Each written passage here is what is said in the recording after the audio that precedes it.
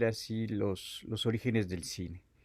Entonces, Lumière se va a caracterizar principalmente por ser el que va a tratar más todo lo que tiene que ver con el tema del documental.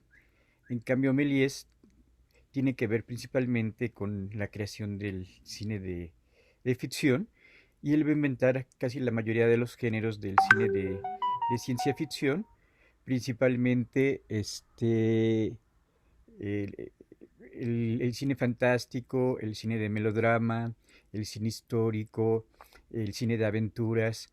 Todos estos diferentes géneros los va a incorporar Méliès a lo que sería el cine de ficción. Pero un periodo muy importante de las etapas del cine va a ser la década de los 20. Entonces, en este periodo de la década de los 20, uno de los movimientos más importantes va a ser el expresionismo alemán. De hecho, empieza un año antes de 1920, empezaría en el año de 1919, y va a tener algunos antecedentes años antes, en 1913, con una película que se llama El estudiante de Praga. Entonces, este movimiento del expresionismo alemán va a ser muy importante porque va a ser considerado el primer movimiento artístico, el primer movimiento que tiene que ver con el cine de arte. Entonces, no solamente en Alemania existiría este movimiento del expresionismo, sino en diferentes países van a existir otros movimientos muy importantes, como sería en Francia, como sería en la Unión Soviética. Entonces vamos a ver en esto de la década de los 20, el movimiento del cine soviético y también el que tiene que ver con las vanguardias francesas. Hoy vamos a ver especialmente el expresionismo alemán, y casi por lo regular los lunes estaremos viendo el tema que tiene que ver con la historia del cine. Entonces vamos a ver quiénes serían los principales representantes del expresionismo alemán, cuáles son estos directores, cuáles son estas películas y cuáles serían sus principales características del expresionismo alemán, que va a tener relación principalmente con el arte, en lo que tiene que ver con la pintura, con la música, con el grabado y con el caso de la literatura. Entonces vamos a ver dos videos que nos hablan de esta relación del expresionismo con el arte y de los principales directores de la corriente expresionista. Entonces voy a compartir pantalla para que vean. Bueno, hicimos un breve repaso de las principales películas expresionistas y de los principales directores expresionistas. El expresionismo va a influir en todas las demás cinematografías del mundo, pero va a influir principalmente en Estados Unidos. Entonces, cuando influye en Estados Unidos, va a dar origen a tres géneros muy importantes que va a desarrollar el cine norteamericano durante la década de los 30. Va a influir en el cine de terror. Entonces, las películas de Drácula, Frankenstein, La momia van a ser una continuación de estas películas que tienen que ver con el caligarismo y con el cine de terror.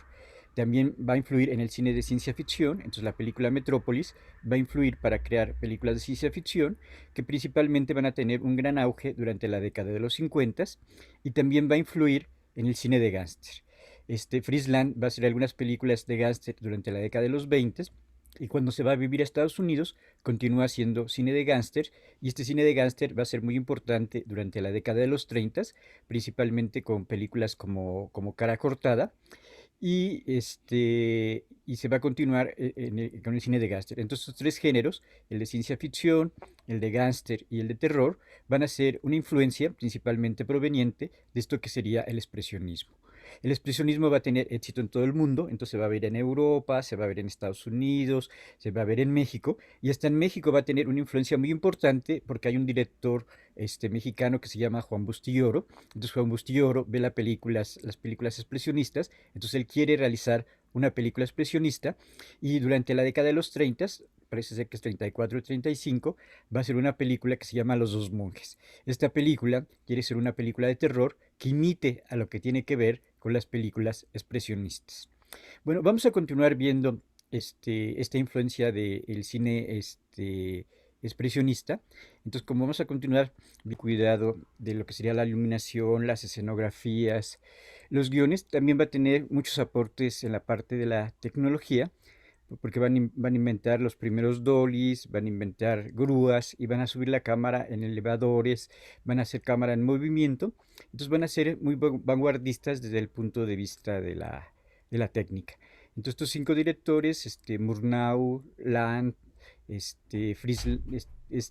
Robert Wayne, van a ser muy importantes para la historia del cine, ¿no? Y les decía que muchas de esas películas pues, son consideradas obras maestras en el caso del cine. Y pues ver todas las películas del cine expresionista nos llevaría así casi todo el trimestre y nos podía llevar casi cerca de un año ver las 40 o 50 películas que existen del expresionismo alemán. Bueno, quisiera que si tienen alguna pregunta, si tienen algún comentario acerca de las películas del cine expresionista, pueden abrir sus micrófonos para algún comentario de estas películas expresionistas. Mañana vamos a ver la película de El gabinete del doctor Caligari, que sería una de las principales películas de esta escuela o de este movimiento. Algunos le llaman la escuela expresionista y también sería como todo un estilo, como toda una manera de hacer cine. Esta manera de hacer cine pues va a cuidar todos los elementos, ¿no? Va a cuidar el elemento de la fotografía, el elemento de la actuación, el elemento del guión, para construir algo bastante coherente y serían unas películas bastante redonditas que marcan una influencia en el cine y que son una influencia para los directores de la década de los 30. Entonces, ¿alguna pregunta que tengan? Este juego de sombras. Sí, ellos van a inventar este juego también no solamente de sombras, sino este juego del bien y el mal, ¿no? Entonces el bien siempre tiene luz y el mal siempre va a estar en oscuras, siempre va a estar en tinieblas, ¿no? Entonces, si ustedes se acuerdan, el vampiro solamente puede andar de noche y en las películas de los 20 y de los 30, cuando el vampiro se enfrentaba al sol, se desintegraba y moría, ¿no? Entonces este juego del bien y del mal, y como tú mencionas, de las sombras, ¿no? Y este efecto de las sombras, para indicar esto del bien y el mal, pues también va a crear toda una estética, va a crear todo un estilo en el manejo de la iluminación y en el manejo también de los decorados que se van a utilizar, como en el caso de Nosferatu y como en el caso de la película que vamos a ver mañana, que sería El gabinete del doctor Caligari. Sí, ¿algún otro comentario del cine expresionista o alguna pregunta que tengan sobre el curso? Pues a mí se me hizo muy interesante la parte en la que, bueno, principalmente pues el expresionismo alemán, eh, pues llegó a cambiar todo, ¿no? Realmente fue como un pionero de los géneros del cine, pues a partir de esa caída como del imperio alemán, ¿no? Entonces, se me hace interesante, muy interesante cómo es que detrás de una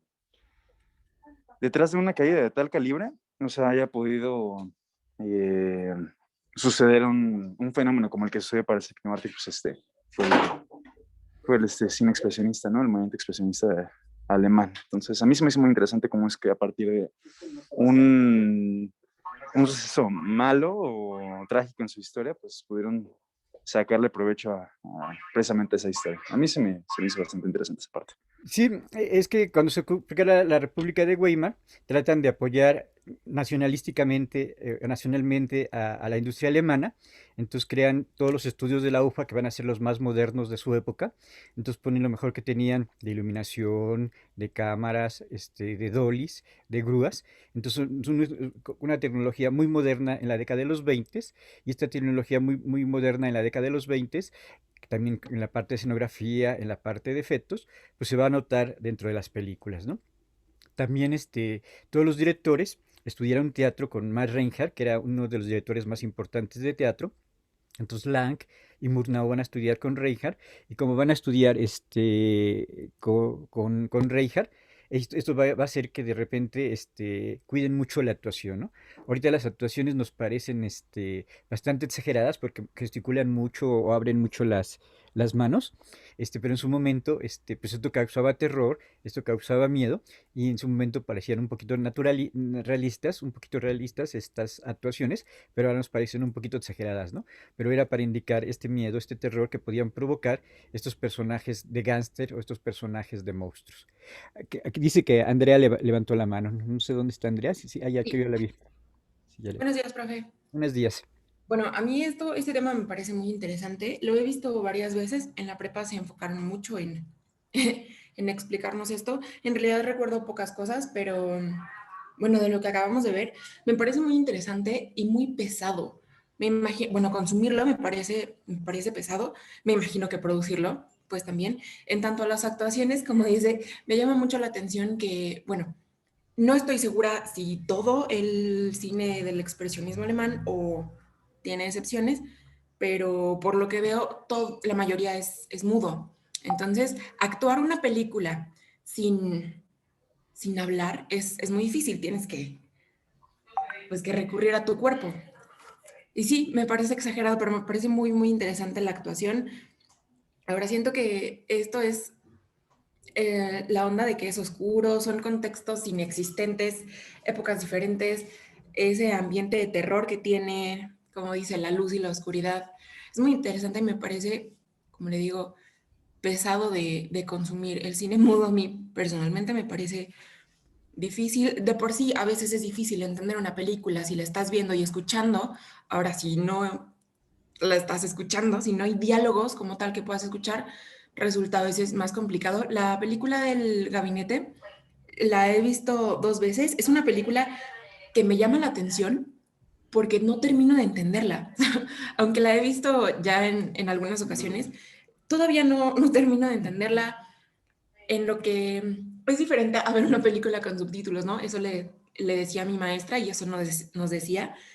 Una película con subtítulos tú la estás escuchando y también estás leyendo. Tienes la actuación y tienes el momento, pues entrando auditivamente, pero también tienes que estar leyendo. En este tipo de películas o lees o ves qué es lo que está sucediendo.